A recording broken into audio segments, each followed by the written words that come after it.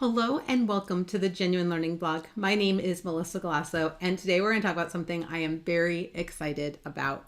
I have been really looking forward to doing this blog.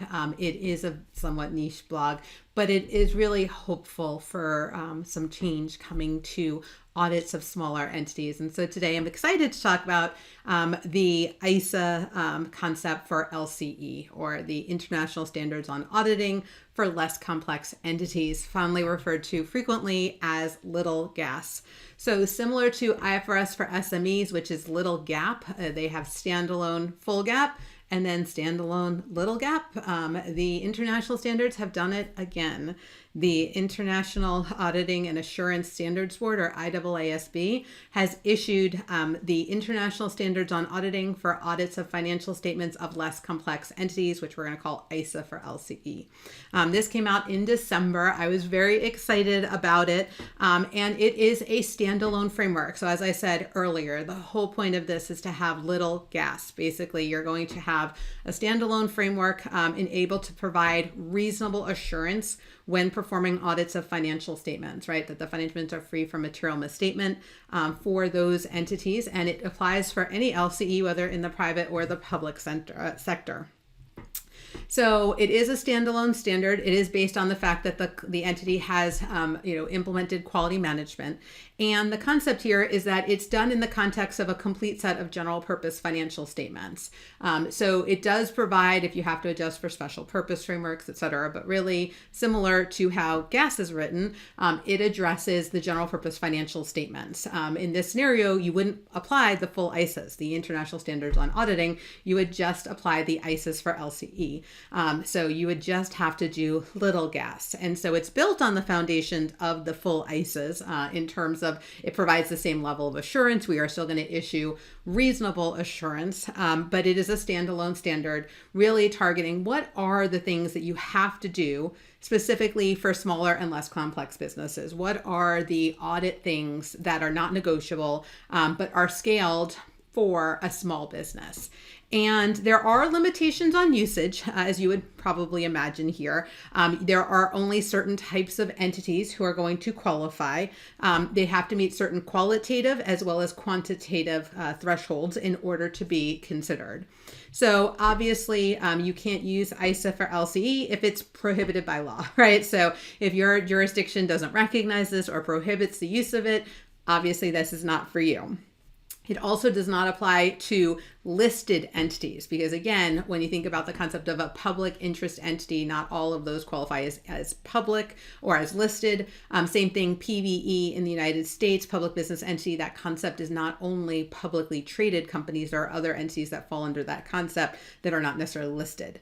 In addition, if they are taking deposits from the public, financial institutions, or their main function is to provide insurance to the public, insurance entities, or where a class of entities who use them for a specific entity class by a legislative or regulatory authority, then that again, those are not the types of entities. So this is not for banks, not for insurance, not for listed entities.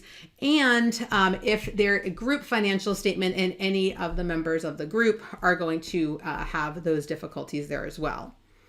On the qualitative side, right, so assuming that you're not a prohibited industry, you're not a listed entity, what are the qualitative considerations? And so really this is looking for a not complex organization, less complex entities. And so you would consider sort of holistically what are the characteristics of the entity from both a individually as well sort of as in the combination, right? Are there really complex matters or complex operations or, more difficult areas of focus that we would have to think about? And so the standard looks at things like the types of activities and models, its organizational structure, how many people are leaders, right? How, nature of the finance function, how many people work in finance? Again, I think they use a rule of thumb of 5, right? If you're, small in that area, the type of IT that they're using, and then the use of accounting estimates. Now, the standard talks about quantitative thresholds, but does not provide them. It basically says that they anticipate that legislative and regulatory authorities within the relevant local areas will provide guidance. So, for example, the European Commission has a definition of a small enterprise, and that is which employs fewer than 50 persons and whose annual turnover or annual balance sheet total or does not exceed, 10 million euros, right? So that's the European Commission. The South African Department of Small Businesses also uses the concept of 50 or fewer full-time equivalent paid employees. And so again, when we're looking at it, they're expecting jurisdictions to drive those quantitative thresholds. So they expect them, but they didn't set them. They're letting the local jurisdictions provide. In addition, it just doesn't provide certain concepts, right? So it doesn't have key audit matters. It doesn't have segment information. It doesn't address the use of an internal auditor, which again, for a less complex entity, you probably don't have them.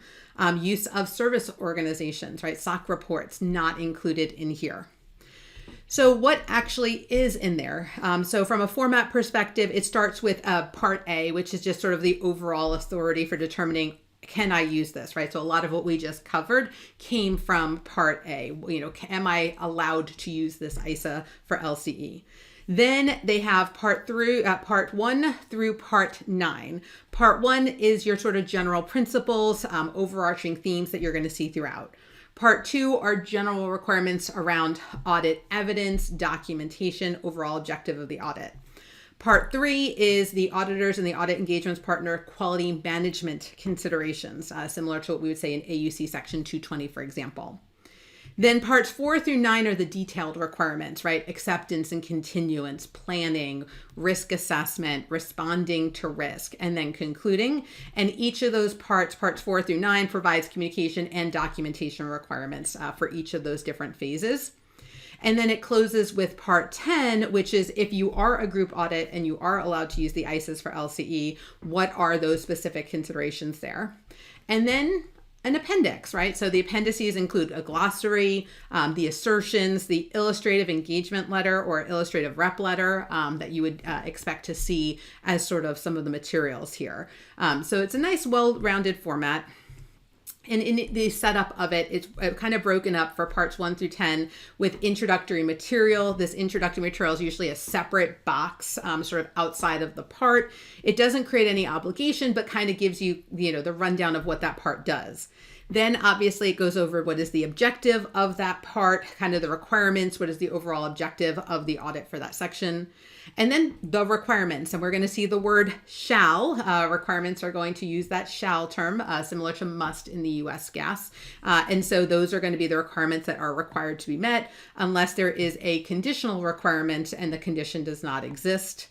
And then the very exciting area of what they're calling EEM, essential explanatory material, right? So this is what we would call in the United States application material. And this provides explanation for each of those specific sections or subsections. And these are going to be presented in italics in a separate blue box, right? To kind of call attention to them. So there's general sort of introductory EEM that explains the context, but there's also EEM specific to particular requirements. It's going to kind of link to the paragraphs that are going to be in the requirements section. So that's sort of the overall look of what a chapter or what a part would look like within the guidance. So it is a risk-based approach. As you saw, they'd start with risk assessment and risk response. It is principles-based, no surprise for the international standards, but it leverages the core ISA concepts, right? They didn't start from complete scratch here, but the basics of how do you do an audit? How do you get to that reasonable assurance? So you're like, sign me up. I want to do these less complex audits. Well, there is early adoption, but it is effective for audits beginning on or after December 15th of 2025 for, again, jurisdictions that adopt or permit its use. And again, there is early adoption here. There is a quality management consideration that you do have to take into consideration.